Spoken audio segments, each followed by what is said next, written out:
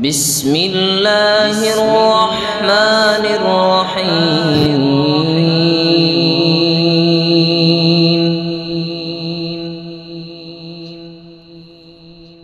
استجيبوا لربكم من قبل أن يأتي يوم لا مرد له من الله ما لكم من ملجأ يومئذ وما لكم من نكير فإن أعرضوا فما أرسلناك عليهم حفيظا إن عليك إلا البلاغ وإنا إذا أذقنا الإنسان منا رحمة فرح بها وإن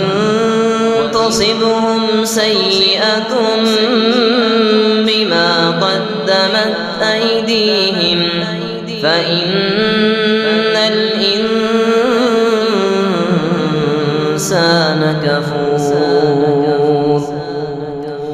لله ملك السماوات والأرض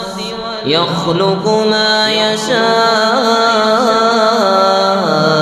يهب لمن يشاء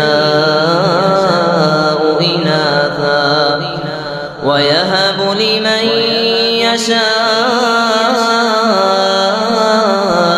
الذكور أو يزوجهم ذكرانا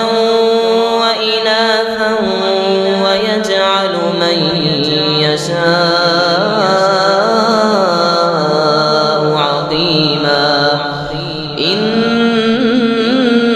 إنه عليم قدير وما كان لبشر أن يكلمه الله إلا وحيا أو من وراء حجاب أو يرسل رسولا فيوحي بإذنه ما يشاء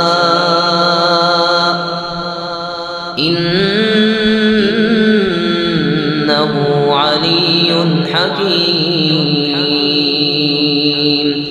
وكذلك أوحينا إليك روحا من أمرنا ما كنت تدري ما الكتاب ولا الإيمان ولكن جعلناه نورا نهدي به من نشاء ولكن جعلناه نورا نهدي به من نشاء من عبادنا وإنك لتهدي إلى صراط